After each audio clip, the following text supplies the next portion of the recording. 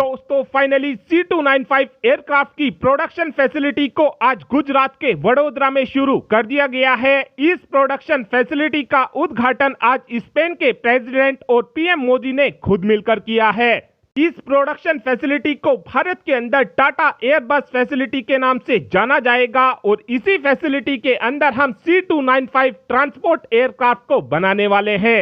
इस समय C295 aircraft वो एयरक्राफ्ट है जिसका इस्तेमाल 41 देश करते हैं और इस एयरक्राफ्ट की पॉपुलैरिटी को देखते हुए ही इन 41 में से 19 देशों ने इस एयरक्राफ्ट का रिपीट ऑर्डर भी दिया है और इस समय हमारी वायुसेना भी 6 की संख्या में C295 एयरक्राफ्ट का इस्तेमाल करती है और हमारी वायुसेना इन एयरक्राफ्ट की परफॉर्मेंस से इतनी ज्यादा खुश है कि हमारी सेना की तरफ से सितंबर 2021 में यह फैसला लिया गया था कि हम 21,000 करोड़ रुपए खर्च कर स्पेन से 56 की संख्या में और अधिक C295 एयरक्राफ्ट को लेंगे।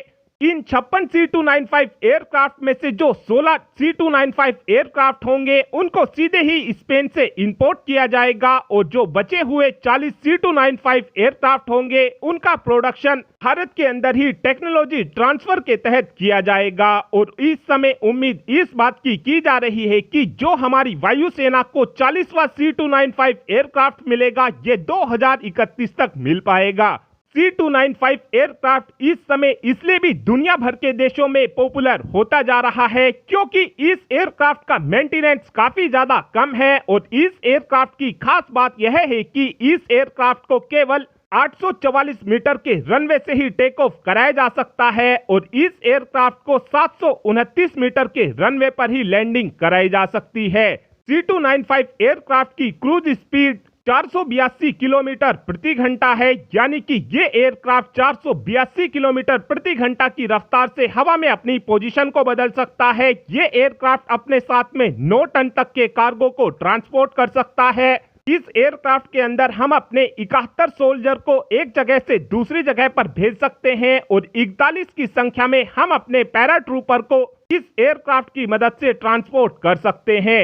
इस एयरक्राफ्ट की सबसे खास बात यह भी है कि इस एयरक्राफ्ट का इस्तेमाल हम रिफ्यूलिंग के लिए भी कर सकते हैं। और अब समझने की कोशिश करते हैं कि इस एयरक्राफ्ट को भारत के अंदर किस तरीके से बनाया जाएगा। सबसे पहले तो आपका यह जानना जरूरी है कि इस C295 एयरक्राफ्ट को बनाने के लिए 14,000 पार्ट्स की जरूरत पड़ती है और इन 14,000 पार्ट्स में से 13,000 पार्ट्स को भारत के अंदर ही बनाया जाएगा, जिसके लिए इस समय एयरबस ने भारत के अंदर ही 37 लोकल सप्लायर के साथ कॉन्ट्रैक्ट को भी साइन कर लिया है। शुरू में जो भारत के अंदर C295 एयरक्राफ्ट बनाए जाएंगे उनके अंदर 48% स्वदेशी कंपोनेंट का इस्तेमाल किया जाएगा, लेकिन धीरे धीरे इस स्वदेशी कंपोनेंट की मात्रा को बढ़ाया जाएगा और बाद में जो हमारी वायुसेना को ये C295 एयरक्राफ्ट मिलेंगे लास्ट वाले एयरक्राफ्ट के अंदर 75% तक स्वदेशी कंपोनेंट का इस्तेमाल किया जाएगा।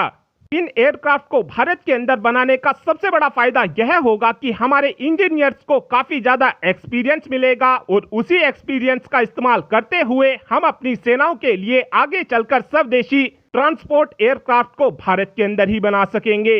और इस समय उम्मीद इस बात की भी की जा रही है कि जो ये भारत के अंदर प्रोडक्शन फैसिलिटी लगाई गई है इस फैसिलिटी का इस्तेमाल करते हुए आगे चलकर दूसरे देशों के लिए भी C295 एयरक्राफ्ट को बनाया जाएगा, जिसका फायदा हमको यह होगा कि हमारी अच्छी खासी कमाई होगी। और अब आप ही कमेंट कर बता सकते हैं कि फ्यूचर में हमको स्वदेशी ट्रांसपोर्ट एयरक्राफ्ट को बनाना चाहिए, हाँ या फिर ना। इस बात का आंसर आप कमेंट बॉक्स में दे सकते हैं। Thanks for watching this video. Have a good day.